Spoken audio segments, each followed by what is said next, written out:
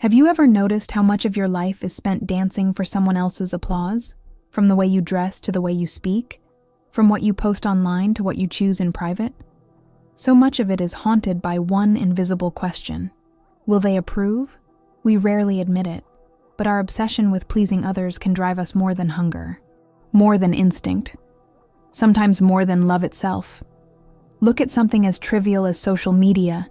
You post a photo, then check your phone all day, notifications, likes, comments, each one a tiny hit of validation. For a moment you feel seen, important, worthy. Then the buzz fades and the emptiness returns. It looks like connection. It's closer to addiction. Nietzsche would have laughed bitterly at the irony. In trying to prove our freedom, we've become slaves to invisible chains. Carl Jung had a name for this. He called it the persona, the mask we wear to be acceptable in the eyes of others at first. It seems harmless. We adapt, blend in, and get rewarded for fitting the mold. But over time, something terrifying happens. We forget the mask isn't who we are. We begin living for the mask, polishing it endlessly while our true self withers in silence behind it. We trade authenticity for applause, and the exchange is never worth it. Alfred Adler warned of something similar. Humans are driven by the need to belong, he said, and courage begins only when we accept imperfection. Yet most of us never take that step. We cling to approval like a lifeline, terrified of disapproval as if it were death itself. That fear shapes our choices. It silences us in meetings, holds us back from risk, and keeps us trapped in the suffocating loop of, what will they think? Here's the truth. Approval isn't a gift. It's a leash. The more you chase it, the tighter it pulls. And the cruelest part, you never get enough, no matter how much praise you collect. It never fills the void. You just chase the next nod, the next like, the next pat on the back. It's a treadmill that speeds up the harder you run. So ask yourself, who are you really living for? How many of your choices are truly yours? And how many are echoes of someone else's expectations? Jung and Adler didn't just diagnose this sickness. They pointed to the way out. But before we can break free, we have to face a brutal truth. As long as we are chained to approval, we aren't living. We're performing. And life is far too short to spend on a stage built by others. Approval is wired in early.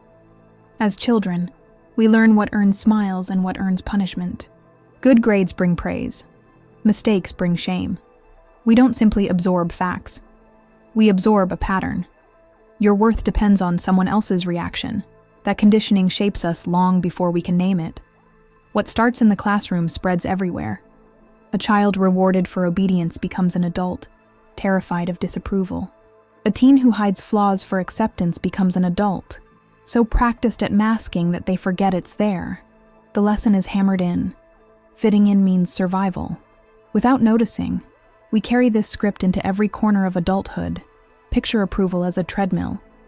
You run faster and harder, believing you're getting somewhere, but you're not moving at all.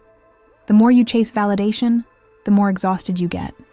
Yet you remain in the same place, desperate for a satisfaction that never lasts. It feels productive. It's emptiness in motion. Each round leaves you weaker, more dependent, less yourself. The treadmill robs us of authenticity. How many times have you held back an idea for fear of being judged? How often have you agreed outwardly while disagreeing inside? These moments seem small, but their weight accumulates. Bit by bit, we trade courage for comfort, honesty for approval, freedom for acceptance. Jung saw the danger clearly. The persona begins as protection, a way to navigate society. But if we mistake it for the self, the mask fuses to the skin. We smile when we want to scream. We conform when we long to rebel. Eventually, we forget our own face beneath the disguise. Breaking free is hard because you're not dropping a habit. You're tearing through layers of conditioning, even centuries of survival instinct. In tribal life, exile could be deadly. Acceptance was safety. Today the stakes have changed, but the old alarm still blares. We act as if rejection might kill us. Nietzsche would call it what it is: slavery in modern form. every time you shape yourself to fit someone else's expectation. A piece of you goes missing. First, it's a small compromise, a silence, a polite smile. Over time, those fragments add up to a heavy absence. One day you wake to a life that looks fine on the outside, but feels empty on the inside. That is the hidden tax of approval. The slow erosion of authenticity, ancient instincts, modern triggers to understand why approval feels overwhelming. Look back beyond childhood to our most primitive past. For our ancestors, belonging meant survival. To be pushed to the margins was to face predators, starvation, and isolation. Approval wasn't a luxury. It was life or death. That old instinct still pulses in us, even though the world has changed. This is why public speaking terrifies, why criticism burns, why silence after effort can feel unbearable. Our bodies interpret these signals as danger, flooding us with anxiety and shame. The digital age amplifies that wiring. Social media is the modern tribe. The like button is its firelight. Every notification whispers, "You belong." Every silence, "You don't." But here's the irony.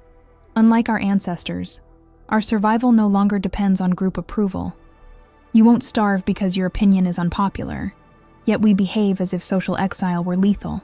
We hold back, we conform, we go quiet, to avoid an exile that doesn't exist. Adler understood the tension. Belonging is fundamental, he said. But growth requires courage. The courage to stand apart when necessary. Freedom begins when we stop confusing survival with acceptance. Our strength isn't measured by how well we please the group, but by how boldly we choose our path.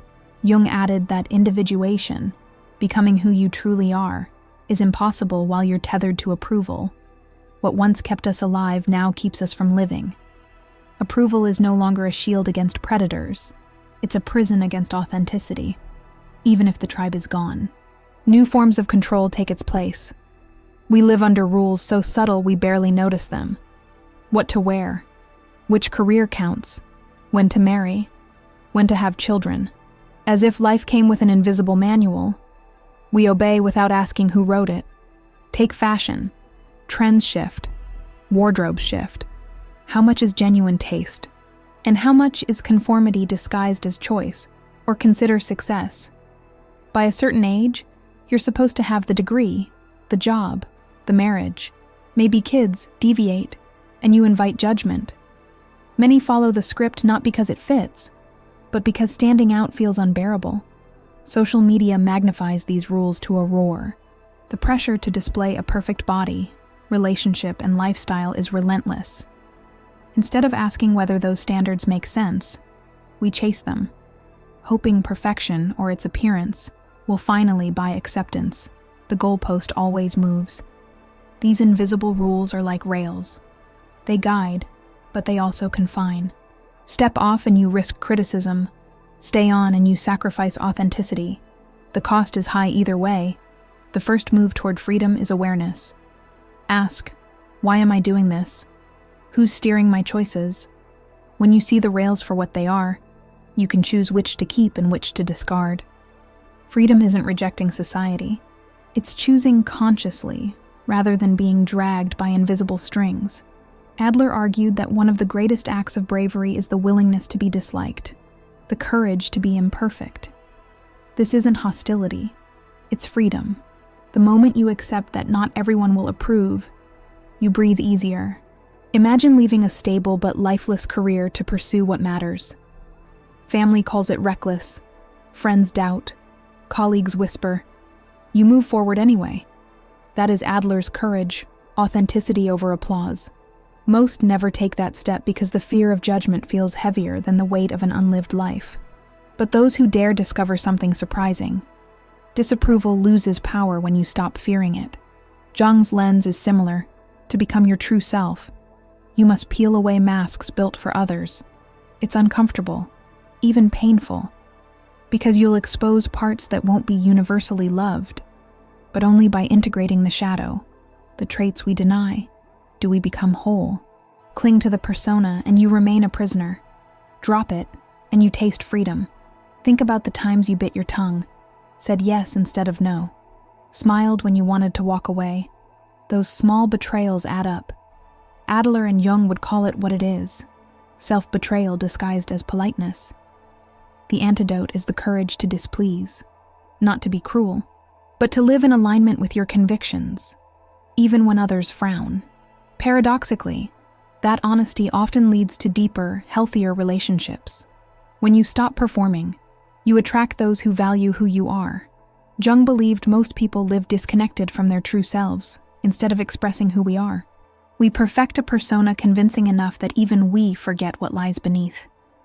The deeper self, raw and unfiltered, waits in the shadows for the courage to return. Individuation is the journey back. It means stripping away roles, expectations, and inherited scripts. It means facing the shadow we're sure would cost us love. The paradox: only by integrating what we hide do we become whole. The more we run from it, the more fragmented and approval-hungry we become. Start small. Say no when you mean no. Share an unpopular opinion without apology. At first it's unbearable. Then the leash loosens. Disapproval doesn't destroy you. It frees you. As your focus turns inward, you notice what you actually want. Not what the world demands. What values matter to you? Which dreams did you bury? Which parts of you still wait in the dark? Skip this work, and you risk becoming a hollow shell defined by external validation. The shadow doesn't vanish because you ignore it. It festers as frustration, bitterness, quiet despair. Reuniting with yourself takes bravery and humility. The reward is profound. Life shifts from performance to presence. The path to freedom runs inward towards self-acceptance. Only there do we find the strength we kept searching for outside. When you stop living for approval, your relationships change. Connections built on performance and politeness give way to something deeper. Instead of showing up with masks, you show up as yourself, and you create space for others to do the same. The bond becomes less about impressing and more about truly connecting. Think of a contract versus a friendship. A contract lives on conditions, like approval-based relationships. But an authentic friendship doesn't depend on your performance. It rests on truth, even in disagreement. Such bonds are rare, but unshakable, because they're held together by reality, not applause. Adler argued that self-acceptance is the root of genuine relationships. Without it, we project insecurity and demand reassurance, creating fragile ties that depend on validation. Jung added that the further your persona drifts from yourself, the more exhausting every conversation becomes. When the self leads, communication feels natural. There's no need to impress. Presence is enough. Will you lose some connections, possibly? But the ones that remain will be real and deeper. We live in an era where external validation isn't just sought, it's engineered. Platforms are built to tap into our ancient craving for approval, turning likes and comments into the currency of self-worth. What once came from a nod by the fire now comes from a glowing screen, like any addictive cycle. It keeps us hungry. Picture someone spending an hour editing a photo. Lighting, angles, filters, just polished enough to draw applause. The post goes live, notifications ping, dopamine pops. Worthiness. Briefly, then it fades. The solution. Post again. Pull the lever again. The loop continues. Psychology has shown how deliberate this design can be. Each micro-reward reinforces a habit. Approval equals emotional survival. We tell ourselves we're expressing individuality. In truth, we're being conditioned. Autonomy gets outsourced to an algorithm. Jung warned that those who look only outward remain trapped in dreams. Those who look inward awaken. Social media tempts us to build on sand, to treat visibility as value, applause as purpose. The cultural risk is obvious. Instead of asking what we want to create, we ask what will be approved. Instead of living, we perform for code. Breaking the cycle requires honesty. Post, because you have something to say, not because you need a reaction. Share because it matters to you, not because you're chasing a metric. When you stop measuring your worth by likes, you rediscover the only validation that lasts. Your own. What is success to you? The question sounds simple until you notice how heavy it is with inherited scripts. Society hands us clean definitions: Wealth, status, recognition, success framed as applause, measured in money and approval. But are those goals truly yours? Or borrowed lines you've been performing? Think of two lives. One climbs the corporate ladder, collecting titles and things, yet feels hollow. The other chooses a quieter path. Family, craft, purpose, with less money but more meaning, which is successful. It depends on whose definition you're using. Jung offered a radical measure. True success is harmony with the inner self. External achievements mean nothing if they betray your essence. Individuation, alignment with your deepest values, matters more than recognition. You can be celebrated by the world and a stranger to yourself. You can be unnoticed and profoundly authentic. Success, then, is alignment, not applause. Adler added, "Growth requires the courage to define success on your own terms. Beware the trap of comparison. A respectable treadmill is exhausting as chasing likes. The courage to be imperfect includes the courage to reject society's yardstick and build your own. Otherwise, you can hit every milestone and discover you were aiming at the wrong target all along. Ask, what would success look like if no one were watching? That answer is your starting line. Being authentic feels like a deep breath after years of suffocation. The performance ends, the masks fall. In a world competing for approval, authenticity itself becomes an act of rebellion. At first, it's terrifying. Exposing vulnerabilities, admitting flaws, speaking truths you once silenced. What if people judge you? Some will. Your courage exposes their fear. Your freedom reminds them of their chains. But the freedom you gain outweighs the cost. Better to be disliked for who you are than loved for who you are not. Authenticity is contagious. When you live honestly, you give others permission to do the same. Your courage becomes a mirror, reflecting possibilities they had buried. One act of truth ripples outward. Of course, there is a price. The world punishes those who refuse its scripts, often with misunderstanding, rejection, or solitude. That's the cost of leaving the cage. Most avoid it by clinging to masks. They keep opinions quiet, desires hidden, dreams postponed. It seems safer, but safety can suffocate the soul. A life of masks may look peaceful. Inside, it breeds quiet despair. Jung insisted that integrating the shadow is the key to wholeness, and integration demands exposure. To live authentically is to risk conflict. Adler framed it this way: the greatest courage is the courage to be imperfect.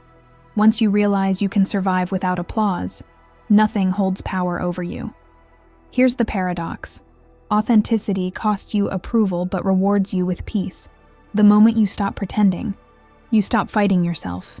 Decisions get clearer, relationships lighter, life more aligned with your essence. You trade external approval for self-acceptance, and that is worth more than 1,000 empty claps. Cut the strings of social validation and something shifts. At first it's disorienting, like stepping off a stage you've performed on for years. Without cues and applause, you wonder, who am I without their approval? In that quiet, another voice emerges, quieter than the crowd, infinitely more honest, your own. Who looks outside, dreams. Who looks inside, awakens, Jung wrote. Awakening isn't glamorous.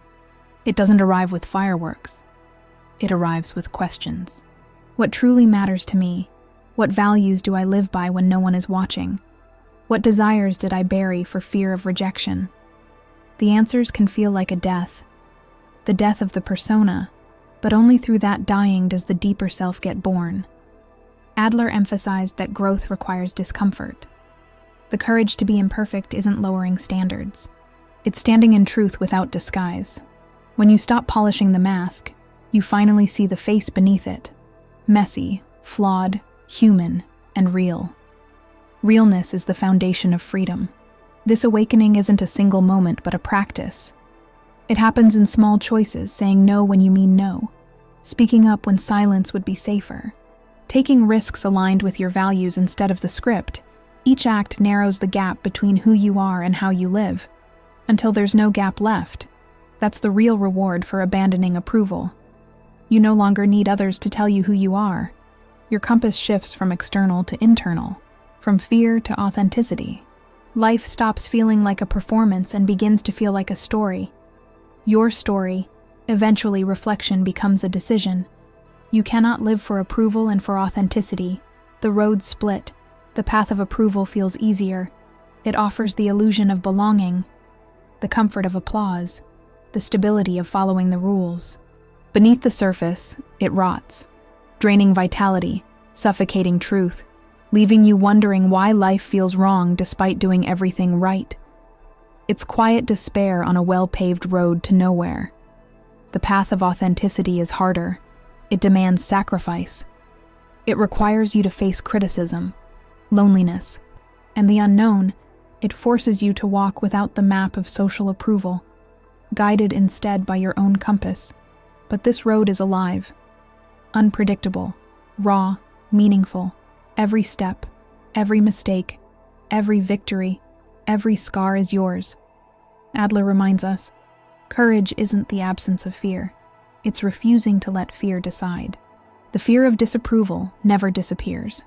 It will whisper whenever you choose your truth. Courage is choosing anyway. Remembering life is too short to live as someone else's puppet, Jung would add. Choosing authenticity awakens the self. It's not a lifestyle tweak. It's a psychological transformation. You integrate what you denied, reconcile what you hid, and stand whole. That awakening cannot happen while chained to approval. It demands a break, a leap. So here is the choice. Will you remain in the comfort of performance or risk the discomfort of truth? One path keeps you safe but hollow. The other exposes you, but makes you whole. The world can't decide. The tribe can't decide.